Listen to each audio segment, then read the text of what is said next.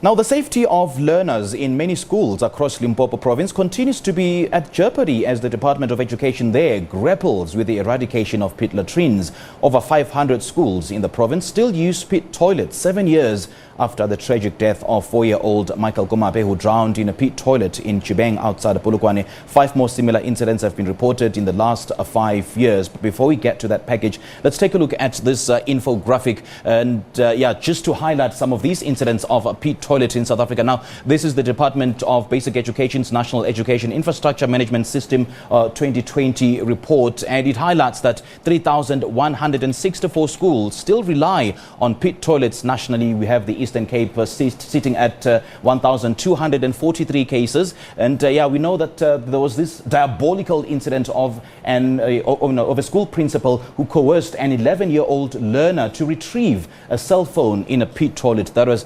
absolutely horrendous. And the Free State is sitting at 122 cases, and interestingly, in Gauteng, no reported cases of pit latrine incidents in KwaZulu-Natal with 1,099 cases. Limpopo is sitting at 472, Mpumalanga 107, the Northwest Province 121, the Northern Cape and the Western Cape have got no reported incidents. And Michael Komape died after falling into a pit toilet at Mahlodumela Primary School in Limpopo.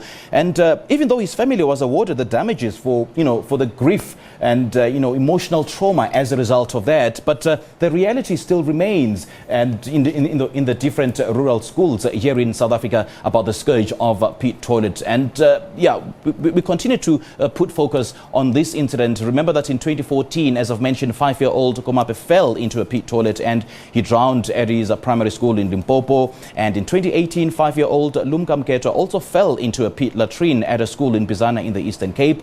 And Michael Komape's family sought help, as I've mentioned, from a Public Interest Law Centre Section 27 to get justice for his death. And in December 2019, the Supreme Court of Appeal awarded the Komape family 1.4 million rand in damages for emotional shock and grief. But that 1.4 million is definitely not enough to replace the soul of Michael Komape. And as this scourge of pit toilet still continues, I mean, this is despite the adoption of the norms and the standards, for the Public School Infrastructure Act of 2013, a legislation that seeks to ensure that all schools abide by the safety and regulations of the various schools in South Africa. Now, the special focus now of the pit latrines of South Africa is what we are focusing this morning.